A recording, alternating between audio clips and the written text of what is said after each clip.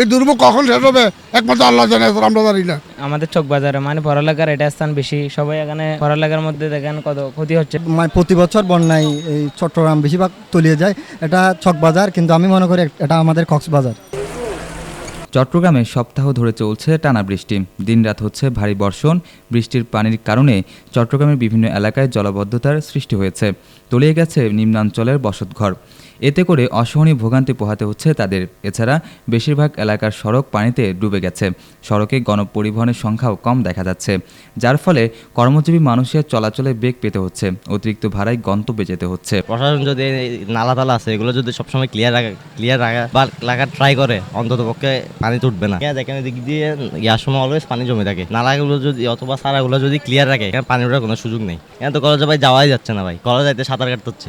এই পানির মধ্যে মানুষ তো অবশ্যই হাহাকার মধ্যে পড়বে মানুষ। আমাদের চকবাজারে মানে পড়ালেখার এটা স্থান বেশি, সবাই এখানে পড়ালেখার মধ্যে দেখেন কত ক্ষতি হচ্ছে। মানে প্রায় কোচিং সব এখানে মানে চকবাজারের মধ্যে সবার আসছে, অনেক সমস্যা হচ্ছে, যাতায়াতের পথ বন্ধ। তো এগুলো তো উন্নয়ন করা অবশ্যই প্রয়োজন।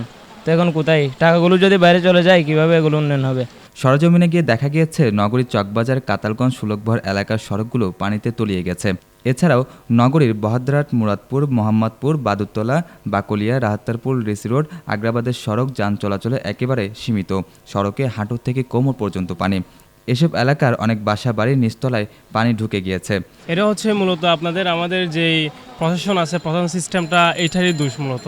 এখানে এই যে দেখছেন আমরা এখানে হাঁটু পানি, আমি ওদিক থেকে আসছি পুরো এতটুক পানি, প্যান্ট সদ্য পুরো মানে তুলে ফেলতে হচ্ছে, এরকম একটা অবস্থা। তাহলে এটার জন্য মূলত দায়ী হচ্ছে যারা এর কর্মকর্তারা আছে, এরা পর্যাপ্ত ব্যবস্থা না নেওয়ার কারণে আজকে এই জনদুর্ভোগটা পোহাতে হচ্ছে। প্রতি বছর যখন বর্ষা চলে আসে তখন এই যদি আমরা সিডিএ থেকে প্রশ্ন করি, বলে যে আপনাদের বরাদ্দ এত কোটি টাকা ছিল, আপনারা কাজ কেন করেন নাই? ওরা বলে যে সিটি কর্পোরেশন করে নাই। সিটি কর্পোরেশন যখন এখানে যাই, আপনারা এত কোটি টাকা বাজেট ছিল, আপনারা কাজ করেন নাই। মানে প্রতি বছর বন্যায় এই চট্টগ্রাম বেশিরভাগ তলিয়ে যায়। এটা চকবাজার, কিন্তু আমি মনে করি এটা আমাদের কক্সবাজার।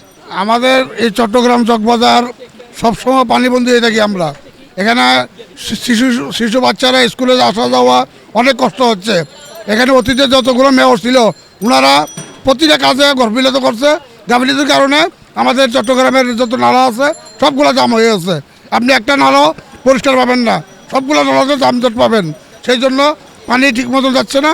আমাদের এত দুর্ভোগ, এই দুর্ভোগ কখন শেষ হবে একমাত্র আল্লাহ জানে, আমরা জানি না। আর চট্টগ্রামবাসী সবসময় এই পানিবন্দিতে আছি। এখন উপর মহলে যারা আছেন তারা একটু তাড়াতাড়ি ব্যবস্থা করেন যেন আমরা চকবাজারবাসী একটু শান্তিভাবে বসবাস করতে পারি। চকবাজারের বাসিন্দারা বলেন, গত কয়েকদিনের টানা বৃষ্টিতে অসহনীয় দিন পার করছেন তারা। অল্প বৃষ্টিতেও যেখানে চকবাজারের রাস্তায় পানি উঠে, সেখানে গত কয়েকদিনের টানা বৃষ্টিতে চকবাজারের বেহাল দশা। রাহাত হাসান, বিশেষ প্রতিবেদন, চিটাগং লাইভ।